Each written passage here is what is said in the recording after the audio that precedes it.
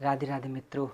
आज हम इस वीडियो में देखेंगे कि कैसे भगवान अपने भक्त के लिए इस भौतिक जगत में भी आते हैं और एक मित्र, एक सच्चे संबंधी की तरह किस प्रकार अपने सारे कर्तव्यों को स्वयं परमात्मा आकर के पूरा करते हैं। तो पूरा वीडियो अवश्य अंत तक देखें। राधे राधे। राधे राधे मित्रों, स्वागत है आपका आपके अपने YouTube चैनल पर। राधे राधे मित्रों, आज की ये सुंदर कहानी सत्य है और ये वृंदावन की ही घटना है। एक स्वराज्य नाम के राजा वृंदावन में रहते थे। वे भगवान के बहुत भक्त थे। बड़ी श्रद्धा के साथ भगवान की भक्ति किया करते और प्रभु में लीन रहा करते। उनकी एक पुत्री थी जिसका नाम था ललिता। उन्होंने ललिता को बड़े अच्छे संस्कार दिए। बचपन से ही भगवान की भक्ति, भगवान के दर्शन, उनकी आराधना करना सब सिखाया। धीरे धीरे जब वो लड़की बड़ी होने लगी तो राजा को चिंता हुई, इसकी शादी एक ऐसे योग्य वर से करनी चाहिए जो बहुत बुद्धिमान हो, बहुत सुंदर हो और सबसे शक्तिशाली हो। लेकिन प्यारे मित्रों, प्रत्येक मनुष्य में कोई ना कोई कमी अवश्य रह जाती है। यह आत्मा ईश्वर का अंश तो है, लेकिन पूर्ण नहीं है। पूर्ण तो सिर्फ प्रभु ही हैं, जिन्होंने ये सारी सृष्टि बनाई है। वो राजा वृंदावन के ब्राह्मणों के पास गए। उन्होंने अपनी कन्या के लिए योग्य वर की प्रार्थना की कि वे कोई योग्य वर देखें और जो उनकी पुत्री के लिए अच्छे से अच्छा वर हो वो बताएं।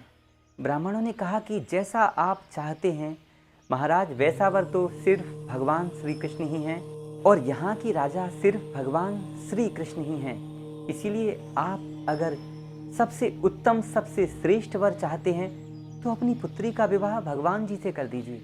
राजा ने वैसा ही किया। उन्होंने अपनी बेटी की शादी भगवान जी की मूर्ति से कर दी।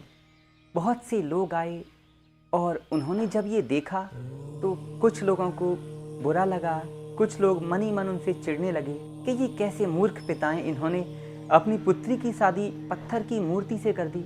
लेकिन राजा जी अपने निर्णय पर एकदम अडिग थे। उन्हें कोई परवाह नहीं थी कि कौन क्या कह रहा है।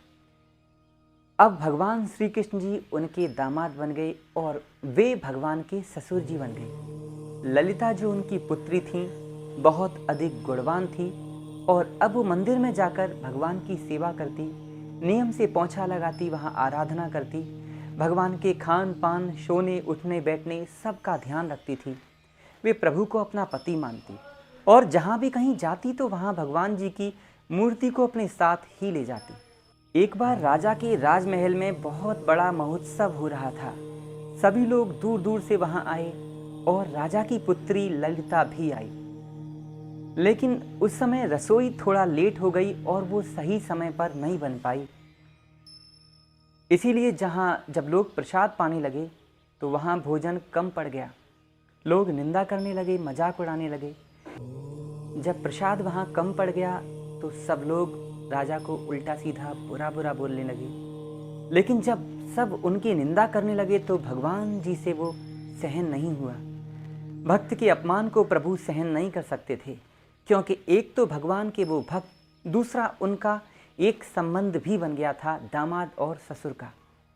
राजा जी भगवान को अपना दामाद मानते थे और भगवान को अपने ससुर जी की निंदा सहन नहीं हुई।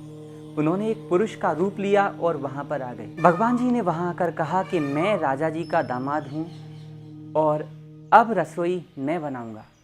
प्रभु इतना कहकर रसोई घर में गए और वहाँ एक छोटे से पतीले में ही उन्होंने चावल तैयार किया। जब भगवान जी ने वो सुंदर प्रसाद तैयार किया, सिर्फ छोटे से पतीले में तैयार किया गया प्रसाद सारे राज्य में बंट गया। फिर भी वो प्रसाद समाप्त नहीं हुआ। अब लोग समझ गए थे कि ये कोई साधारण व्यक्ति नहीं, स्वयं भगवान ही हैं जो अपने भक्त की लाज रखने के लिए आए हैं। राजा ने जब ये चमत्कार देखा तो भगवान में ही तल्लीन हो गए और धीमे धीमे उन्होंने राजपाट से भी अपना सारा ध्यान हटा दिया। अब भगवान की भक्ति में ही पूरा समय बिताने लगे और ऐसे करके वे प्रभु के परम धाम को चले गए। तो ये कहानी हमें ये सिखाती है, जो वृंदावन की सत्य घटना है, कि हम अगर भगवान से कोई भी रिश्ता किसी भी प्रकार से जोड़ लें तो भगवान उसकी लाज अवश्य रखते हैं। ऐसी बहुत सारी कथाएं हैं जो भगवान अपने भक्त की लाज रखने के लिए आए हैं और आते भी रहेंगे। तो मित्रों, जैसा भी संकट हो प्रभु पर छोड़ के अपना पूरा प्रयास करिए। हो सकता है आपके लिए कोई दूसरा रास्ता भगवान ने चुना हो। भगवान पर भरोसा रखिए, उनको भूलिए नहीं, उनको स्मरण करते रहिए, सदा सर्वदा उनका नाम लेते रहिए। जय श्री राम।